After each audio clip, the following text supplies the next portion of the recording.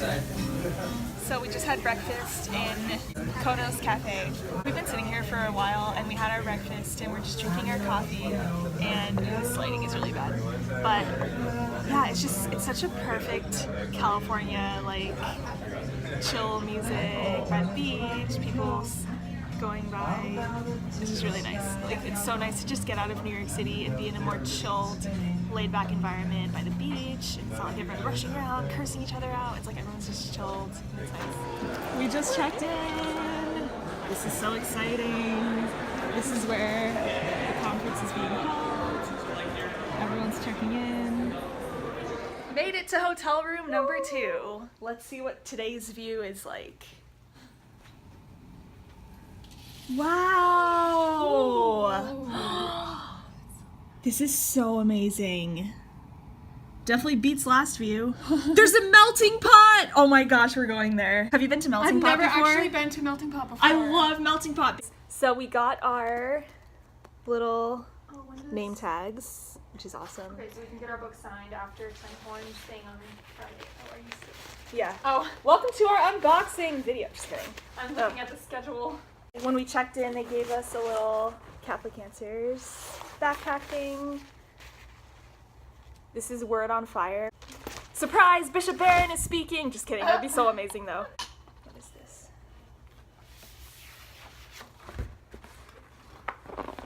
Oh my gosh, these are the posters Bishop Barron talked about! Okay, I'm so excited. We're at the Catholic Answers Conference, and Bishop Barron is actually huge into this. He's like, every parish we need to be talking about how Catholicism is not against science. There's no faith or science. Both are equally important and need to be embraced. And so what he did, like Word on Fire Ministries, made these posters of famous Catholic scientists. What's the poster? So basically they're very famous Catholics who contributed to the world of science, and it's showing how, like, oh, there's more Catholicism. Yes, Catholicism is not against science. Science. Gregor Mendel? Yes. Yes, my boy. We're such nerds. Biology. Put it squares.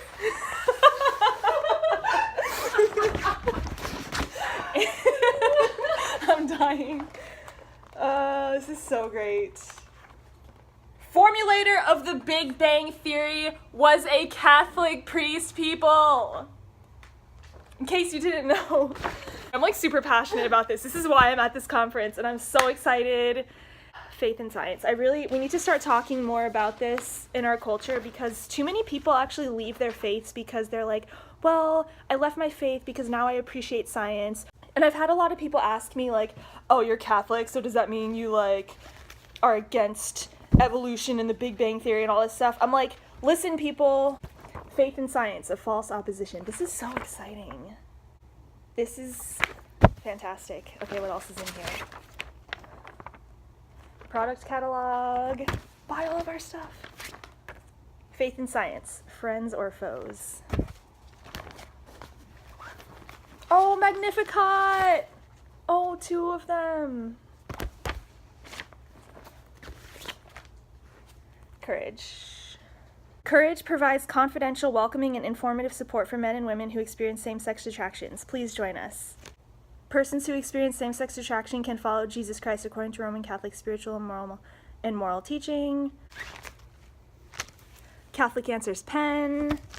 Oh, I got Jimmy Akin M&Ms. Oh, this is so amazing. Early enough, or maybe they just had extras and his face, and then on the other side is Catholic Answers. All right, heading off to get our dinner before the official conference begins, and this is where it is being held from the outside. It's so nice. This is a woman who has experienced being educated as a scientist, a PhD in chemistry, worked with her chemistry degree trying to understand photosynthesis, and asked herself, is that all there is? Is there more? And so came eventually fully into the Catholic faith. Please welcome Stacy Trasancos. I want some answers about science and faith. And I want you to know from the very beginning of this conference that it's really about more than that. It's about more than talking about conflict and the myth and all of that. It's about you having a bigger vision of reality. And that's the goal. I've sat on both sides of this fence.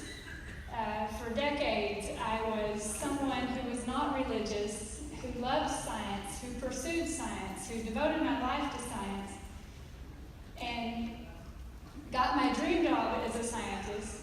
And I wasn't religious that whole time. I was never an atheist. I was that unreligious, I just didn't care. I didn't want to even think about it.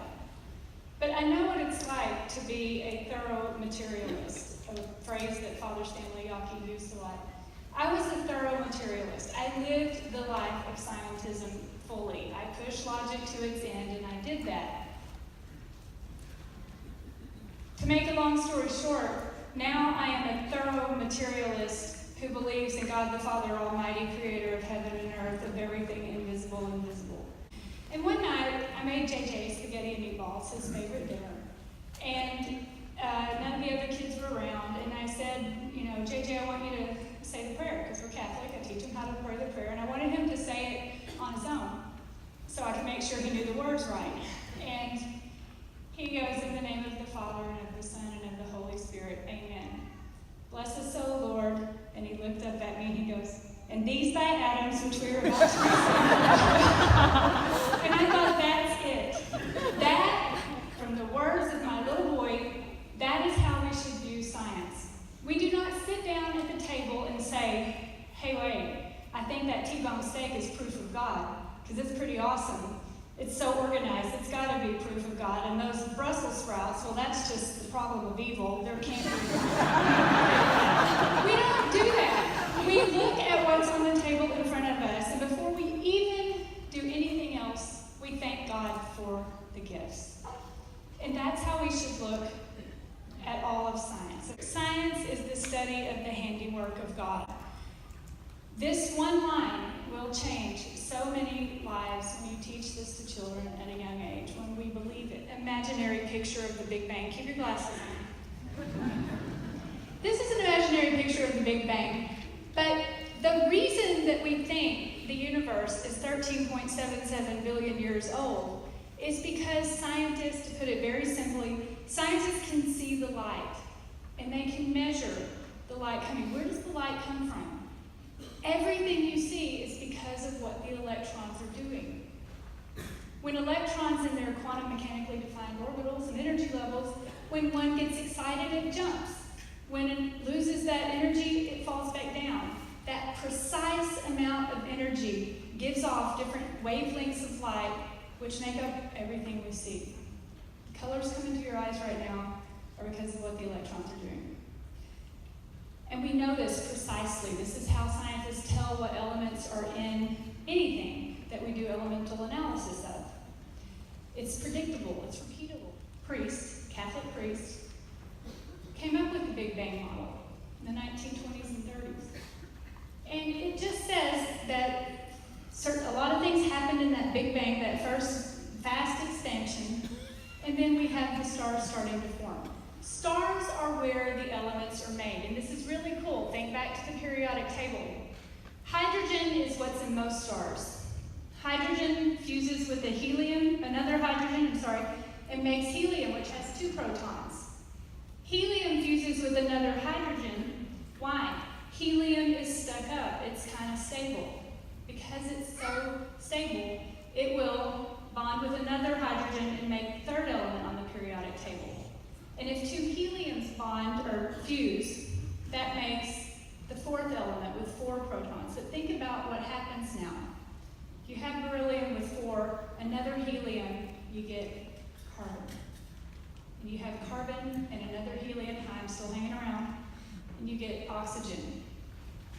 In the secular Pearson science books I teach AP level chemistry from, it says, there's a curiously high abundance of the elements necessary for life on Earth in the whole universe. And that's really how it works.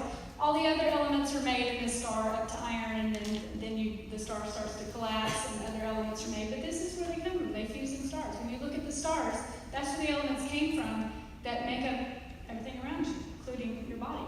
And then galaxies form.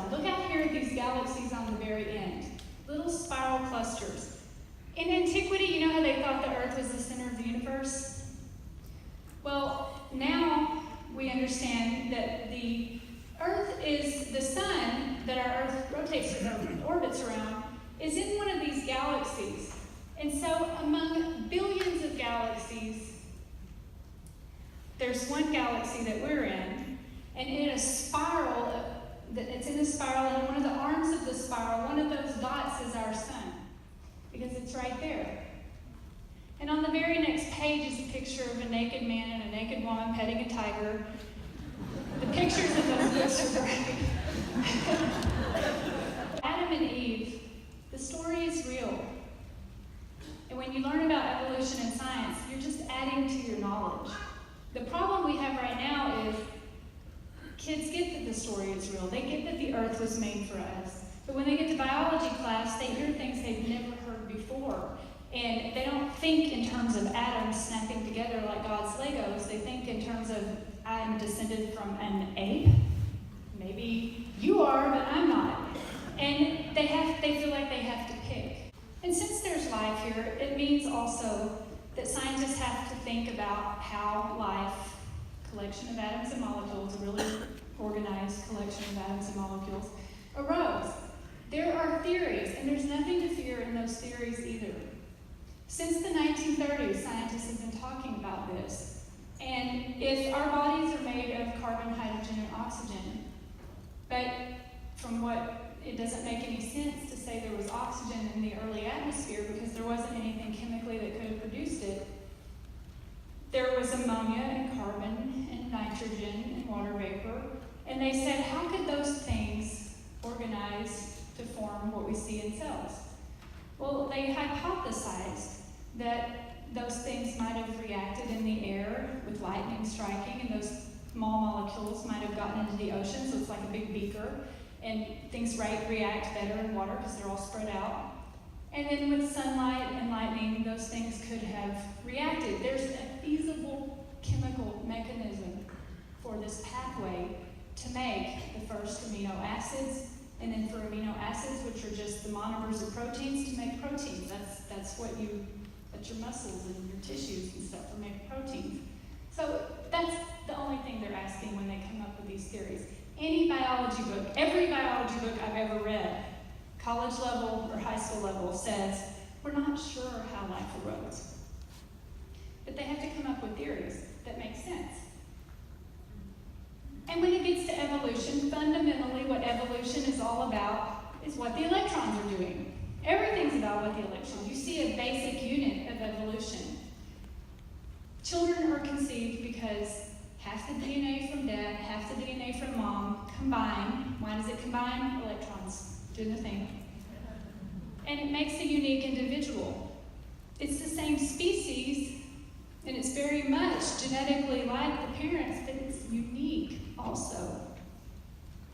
And because it's unique, and because it grows up in a time and place slightly different environments, it responds to the environment slightly differently too. That is genetic mutation and natural selection right there. And that's all they're talking about.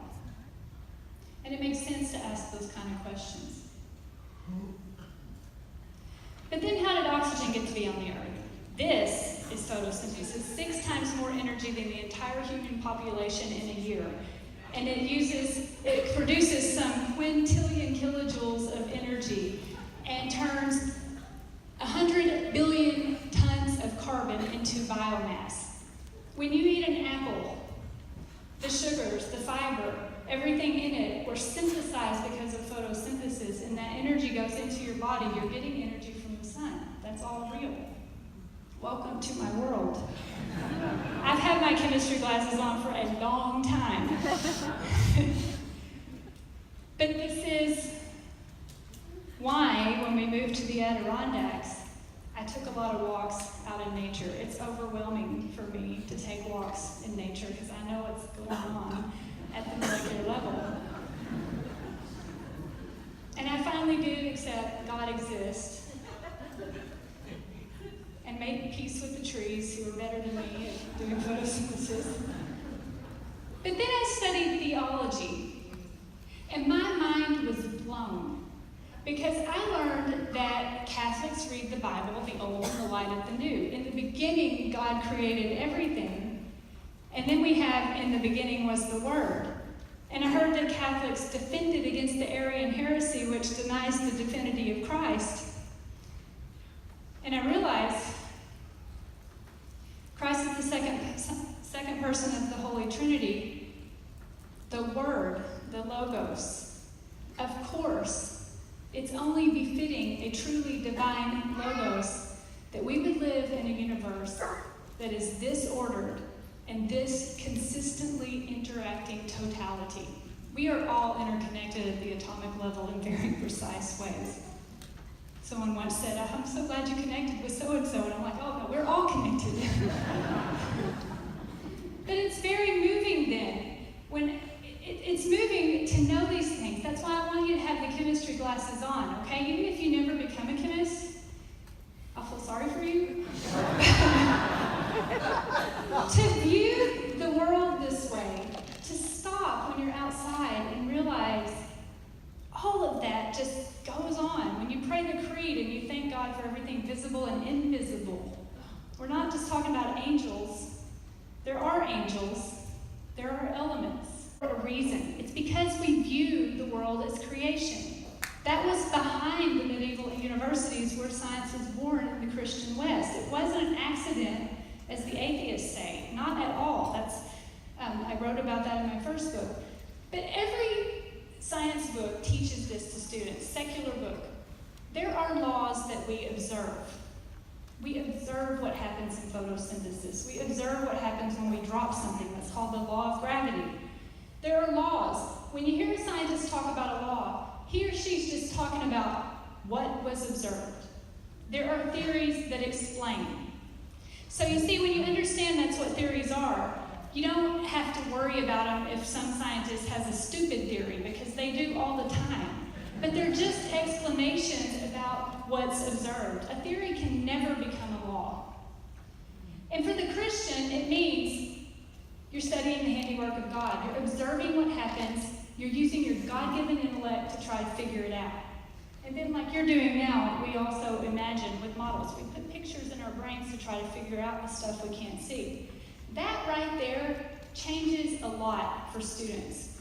When my students would break pencils over trying to balance chemical equations or derive physics of formulas, you just tell them, yep, handiwork of God. God's much smarter than you are.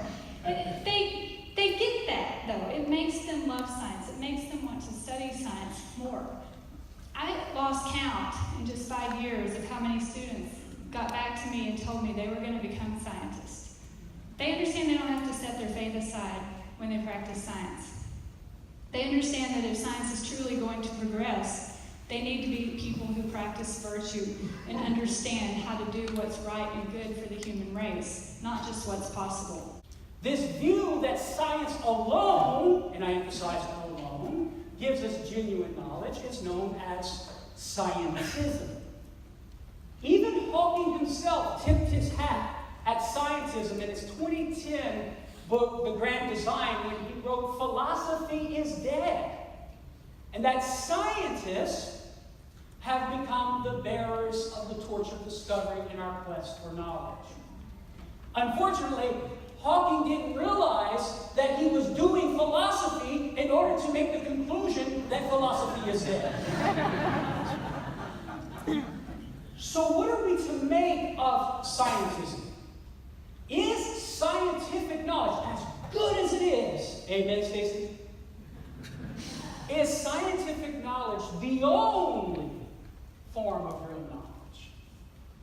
Should we give up our philosophical quest for God, since the God question goes beyond the boundaries of the methods of modern science and what these methods can tell us about reality? If Dawkins and company are correct, well then any knowledge that I would arrive at by way of philosophy wouldn't be considered real knowledge, well then my quest would be futile. Why should I pursue knowledge that's merely subjective and has no bearing on reality? If scientism is true, well then we might as well conclude with Dawkins that God probably doesn't exist, because science can't detect him. Now, even if we don't want to go so far as to reject religious knowledge entirely, but maybe hold to the softer view of scientism with Hawking and say, well, God may exist, but it's not really necessary to give a complete explanation of the universe because science can get the job done, we still have to ask the question, is science up to such a task? Scientism is self-refuting. Consider the statement, scientific knowledge is the only real form of knowledge. That's the belief of scientism. Can you see the problem with that? The problem is that that is not scientific knowledge.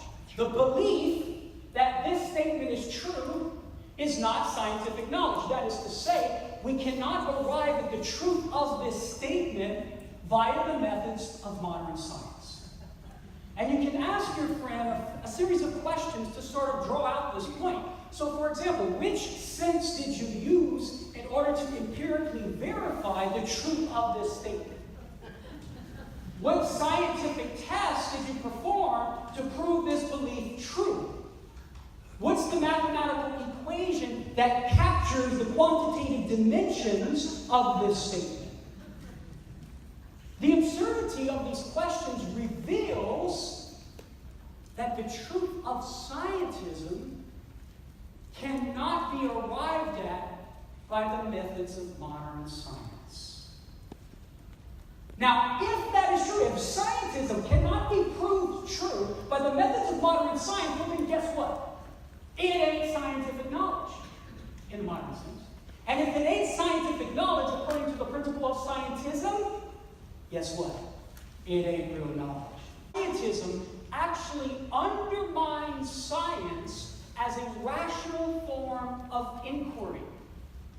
Consider that modern science presupposes certain assumptions about the world that must be true in order for science to even do its job. Such assumptions, for example, are that there is an objective world outside of the mind to observe, to measure, that there are cause and effect patterns in the world and regularities, and that the human mind is even capable of uncovering and coming to know those cause and effect patterns and regularities in order to draw up laws that describe the way these physical things behave and interact with. So we can ask this question, well, in view of scientism, remember scientism, scientific knowledge is the only rational form of knowledge. Scientific inquiry is the only rational form of inquiry.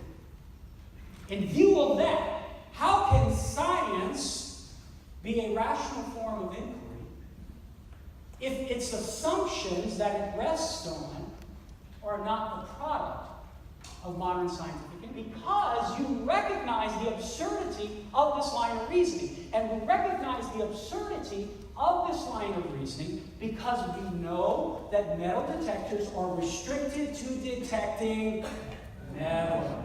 And just because the metal detector is successful in detecting what is metal, it doesn't follow from that metal detectors are the only source of knowledge about what is real, because there are other things that are not metal. Simple enough? The same absurdity is present in Rosenberg's argument. Remember, he says, because the modern methods of science are so successful, we know that it's the only source of knowledge about what is real. But folks, we know that the methods of modern science are restricted, limited, to detecting and giving us knowledge about physical things in the physical world. And of course, it's going to be successful when it gives us knowledge about that, because that's what it does. But just because the modern methods of science are successful in giving us knowledge about the physical world, it doesn't follow from that modern science is our only source of knowledge about what is real. Because there very well may be other things that constitute reality that are not physical. That science can't detect those things says nothing whether or not those things exist. So we just got our books signed, and now we're in square dancing with Jimmy Akin. Except we're late, so we're just watching everyone.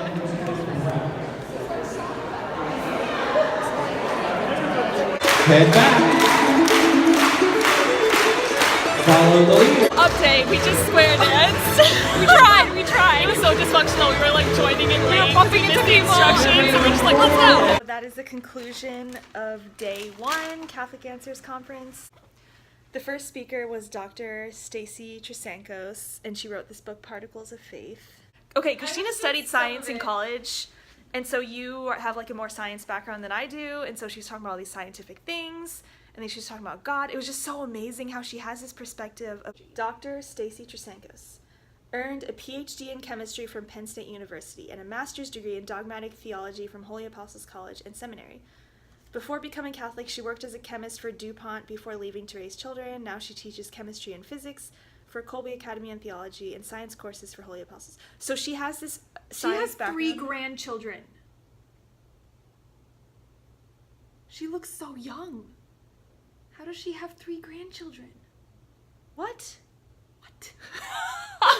How? I don't know. She's so beautiful. When I met her, I was like, whoa. And then Karlo Broussard, Why Science Cannot Eliminate God, gave a fire speech. Dude, when it was like so good. I was like, wow, amazing. Because he talked about scientism. It was amazing. And I'm so excited for tomorrow. So thank you for watching. See you tomorrow.